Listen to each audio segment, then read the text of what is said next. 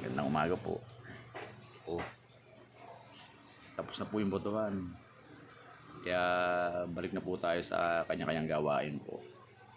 Mga trabaho, mga pinagkakaabalahan.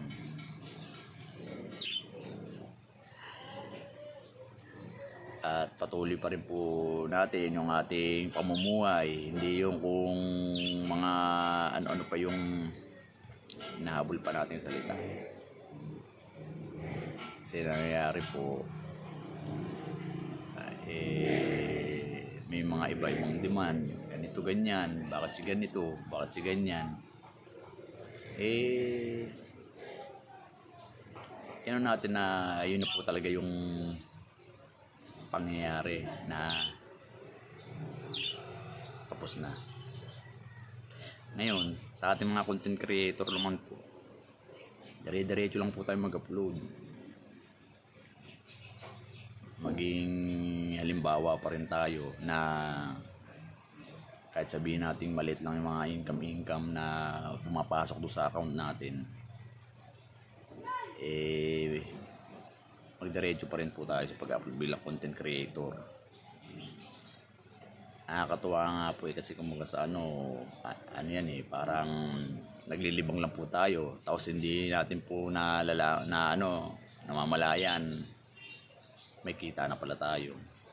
Kahit hindi po tayo mag-viral, basta sa araw-araw lang po ng pag-upload ng reels, long form video, post text na mga photos, diretso lang po.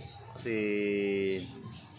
yun po yung magiging basihan po ni Algo para mabigyan tayo niya ng biyaya. Tsaka pag medyo kahit na pa konti-konti lang po yan, pag naipon po yan, malaki rin po yan. Magugulat ka na lang na ayun na pala yung naipon na nabibigay sa akin. Nakakatawa naman. Tsaka doon sa mga nakikita po natin na mga content creator na nagpo-fulfill na na nagsasucess, maging halimbawa po tayo rin sa kanila. Maging halimbawa po rin sila sa atin na ma-motivate na gumawa pa rin ng mga video. Nakakatuwa, informative, at saka makabuluhan. Kaya tuloy lang po natin. At tapos dyan sa botohan, tapos na po, mag-move on na po tayo. Kasi ganyan po talaga, may nananalo at may natatalo po. Salamat po. Mag-almusal na.